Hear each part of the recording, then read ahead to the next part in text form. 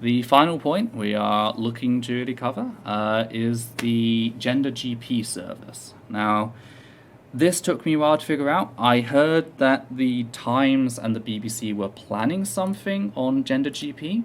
I didn't actually know much about the service at the time. So it's interesting to have actually watched this unfurl as someone who was relatively naive before. GenderGP is a service. It works all around the globe. It works within the confines of the countries to ensure that trans people can see a doctor, can get referrals, can get prescriptions, and they can even get those prescriptions sent to their door in places like the UK. Now, here's the thing. There is a BBC journalist, Dr. Faye Kirkland, and it seems that in the run-up to the High Court case that is currently going on about the Gillett competence, they decided it would be a good idea to invade the mermaid forums, which is the children organisation I mentioned before. Mermaids themselves do not forward any form of medical transitioning. However, on the mermaid forums, which consists of parents of trans children and even young trans people, they do discuss, what are my choices if my child continues to persist? What's the next step? What can we do? And one of the services they pointed out is GenderGP on these forums.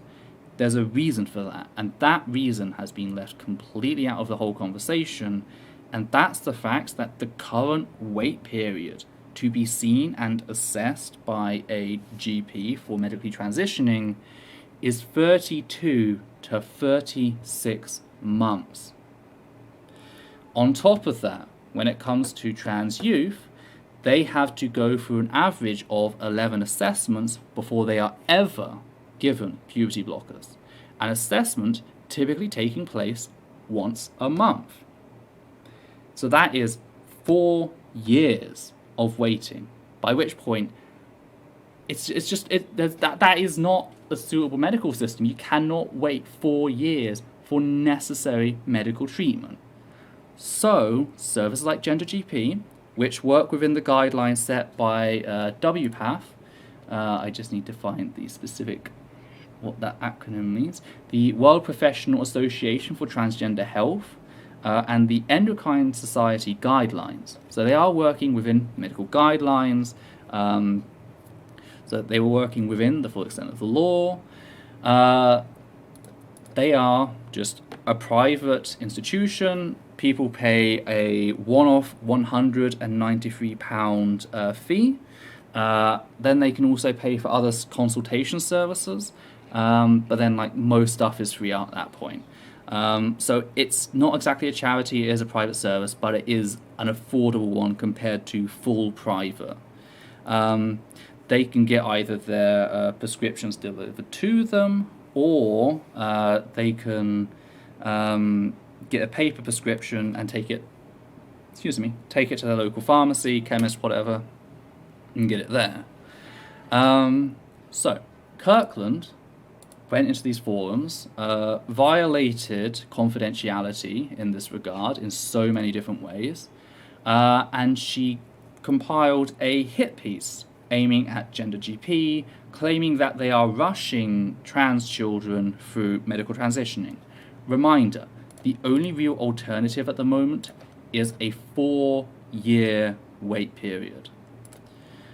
Okay, so when they published that, the chemist that GenderGP worked with in the UK, Clear Chemist, didn't want anything to deal with the fallout that was happening, and they just announced that they would no longer be filling out the prescriptions for the 3,000 service users who use GenderGP. And this, understandably, caused a great deal of panic and distress in the trans community, as so many people use this service. Even so many of the large names that we know and follow on places like Twitter, they use this service, and they are like, well, this is great. Now I no longer have access to my essential medication. It would be akin. It is the same as just banning insulin overnight. You know, and what's worse is a lot of the service users have gone through surgical procedures, have had their gonads removed, so they no longer naturally produce the levels of natal hormone to even keep their bones like together. So by what happens, they are risking osteoporosis and cardiac failure. So a lot of people were genuinely scared about this. Thankfully, good news, I'm just going to get out of the way. It seems that, at least for over 18s, the Clear Chemist is going to continue to give out their prescriptions. It might be paper prescriptions, so you still have to take that and go to a chemist or a pharmacy or whatever, but they are still going to support that. GenderGP is still being a bit vague about some of the details in regards particularly to children and minors. So we'll have to see how that's going to go. But again, this whole thing like screams opportunistic attack. The fact that this happened right as the High Court was holding the hearing over like the Gillett competence, etc. This is not a coincidence. This was planned to a degree. And like the whole thing has just been absolute chaos. There's been a lot of confusion about what's happening. But yes, last I've heard, the new deal that GenderGP has made will allow private prescriptions to continue for some patients, but they will only be able to obtain paper prescriptions, and under 18s taking hormones may face a disruption to their treatment. Which hopefully, like this disruption, if anything, is going to be short, it's going to be quick, it's going to be turned around. But again, there's a 3-year wait period for everyone in regards to the NHS. So that's 3,000 people who are receiving healthcare have now been dumped on an NHS with a 3-year backlog. And it's just like, we hope that GenderGP is able to contact other pharmacies to deal with the people that Clear Chemist won't be doing prescriptions for. And really, it's just been absolutely hell to see all the pain and frustration that this has caused over the past few days.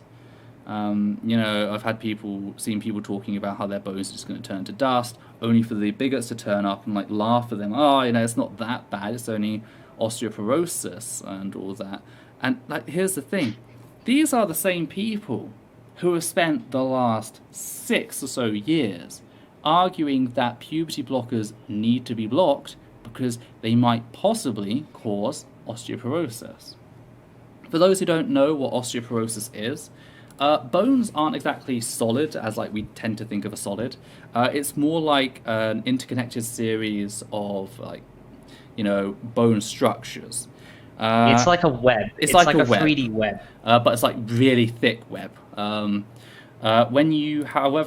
If you deny sex hormone, whether it be testosterone or estrogen, those interconnecting threads just shrink down. And that's what results in osteoporosis, which has a common side effect, results in hip fractures, particularly in menopausal women. Because that's generally where we see osteoporosis. It can kill, yes. I think it kills like a quarter of all patients who suffer hip fractures in 12 months. It is a serious condition. They've been using the hypothesized possibility of osteoporosis to police puberty blockers for years, and now in the UK, they've actually gone ahead and done something that has the actual potential to cause it.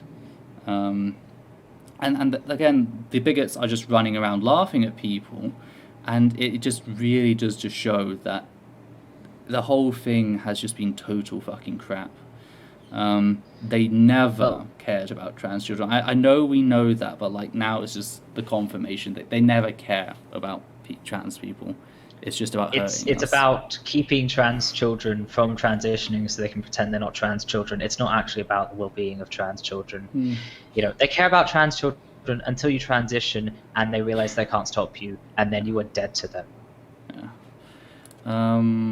So yeah, it was, and again, just seeing like all the pain that this has caused, it has just been absolutely frustrating.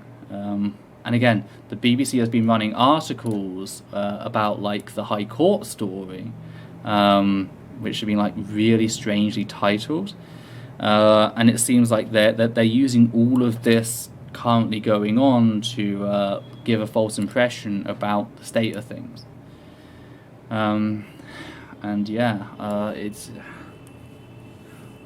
I don't know if you have anything to add on that. I've just ranted for an hour and a half. I'm just thinking about how heartbroken I was when we were still thinking that 3,000 trans people were facing just being cut off their hormones. You know, a lot of them were going to die. And that was just me imagining that for strangers. I can't imagine how it must feel if you are one of those people, or if you know one of those people. Honestly, for the past several months, I've been thinking, because there are people I love who are originally from the UK, who now live in other countries. And honestly, I'm constantly just thinking, I am so glad they are not in the UK anymore. I'm so glad they are in other countries where things are slightly better. It's just, it won't do. And this is why we can't keep going like this. But like, how do we fix it? This is why there have been people who have seriously attempted to seek asylum in other countries from the UK as trans people. And like I've seen more preparing, I've seen more talking about it. It's just worrying like how many people are talking about leaving the country just because they cannot deal with the abject transphobia and abuse on display. So yes, and thankfully that brings us to, that was the last topic that we had really planned for the show. I guess one thing it'd be nice to ask everyone that's here is like, oh, there's one point I forgot, and that's the fact that I personally have spent years considering like transitioning and to what degree I want to transition in, at what degree I want to transition. And like one of the aspects has been considering, do I want to go through surgery? Do I want my gonads removed? And now when people think about that, they are going to have to think about the fact that there's a strong possibility that at any point they could have their hormones taken from them, and that they could be made to suffer osteoporosis at like a ridiculously young age. Like this is creating a danger for trans people in surgically transitioning as well. That's actually a thought. I've thought on and off about like, do I want to get a nephrectomy down the line or a complete hysterectomy or something? And I was thinking, I don't think I do, because what if I end up in some sort of situation like a plane crash or whatever and I can't get hormones? Or what if there's a manufacturing problem?